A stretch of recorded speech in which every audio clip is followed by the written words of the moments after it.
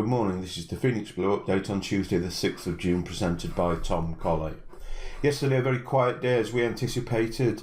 We had bank holidays in Europe and very light news ahead of some major news being the UK election and ECB rate statement, etc. later in the week. We have seen some movement overnight. We've seen a strengthening of the yen versus the dollar.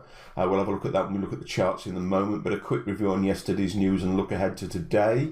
As we said, we didn't have a great deal yesterday. We had the services PMI out on the pound, which came in below forecast at 53.8 versus 55.1. Didn't have a huge effect on the pound itself. Obviously, that currency pair is absolutely dominated by the forthcoming election, our general election on Thursday.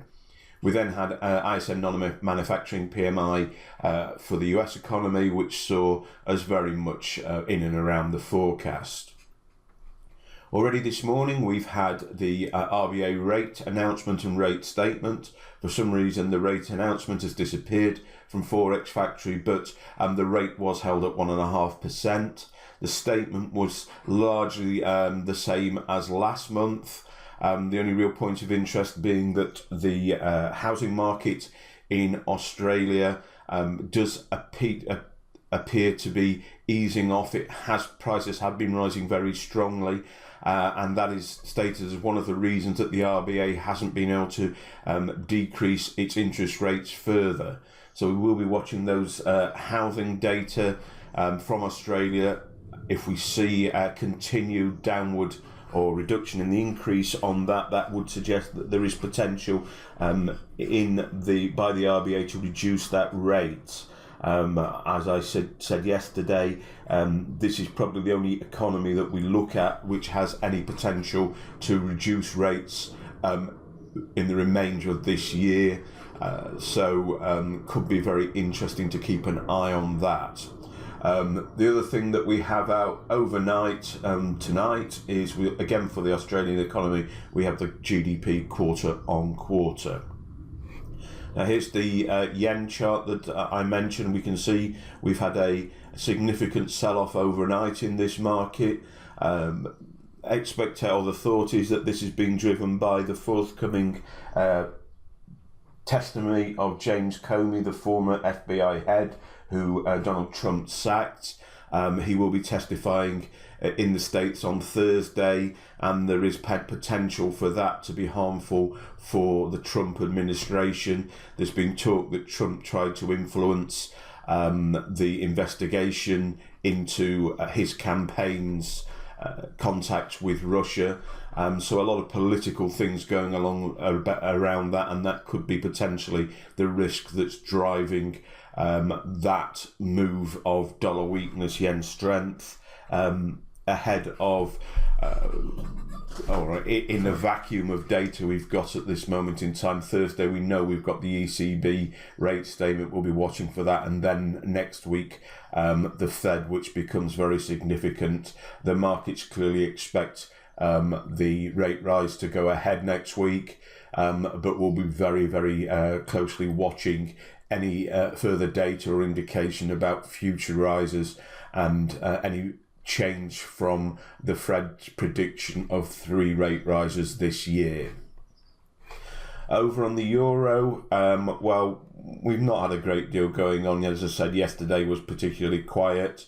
We're somewhat confined here, waiting for the ECB press conference, the election and things like that.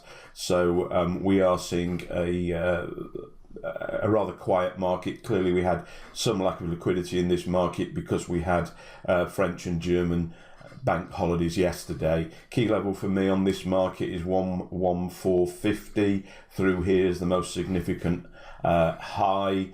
That as we see potential for the euro to push on to that level before finally reversing. It has been ignoring commitment of traders signals really for the last few weeks.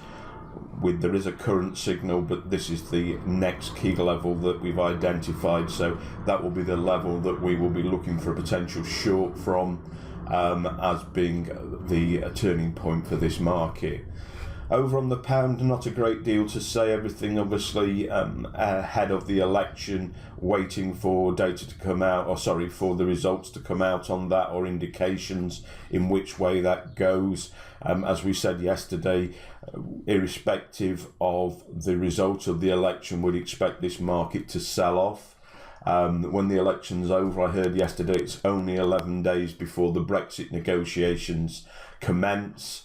So that will obviously be following the election, the major influence in this market, and obviously that's a very short period of time, if anything, other than a return of a majority Conservative government with Theresa May. If Corbyn and Labour, or there was potentially a hung parliament and a potential coalition with the Scottish Nationals or something like that, that would put major stress on the markets, as they would see effectively, until that government was in place, the UK had no government ahead of that need to start those negotiations. Over on the Aussie, well, following that rate announcement, we've seen a recovery in the Aussie back to levels. Key level here is the 7,500 level. We'll be watching that level intraday for a break on that. Over on gold, we've seen a break above this 280 level and out of this triangle that we've talked about recently. Again, looking for an intraday retest of the 1280 would be an interesting opportunity. The stock markets are once again selling off from their record highs. So there is a lot of uncertainty. There isn't any clear picture, risk on, risk off, as there hasn't been for a number of weeks now. So this week looks like it's, certainly so far this week, it looks like it's another week for being cautious in the markets, to wait for some clear direction, because that's clearly what we don't have at this moment in time. Just a quick reminder, the next free trading event is Wednesday the 14th of June. If you email us at info@phoenixblue.co.uk, or visit the website and the contacts page there, and you can ask to get joining instructions, invites, etc., etc. And we look forward to seeing anybody there who's new to Phoenix Blue. Okay, that's it for today. Short and brief. We'll speak to you again in the morning. Take care. Goodbye.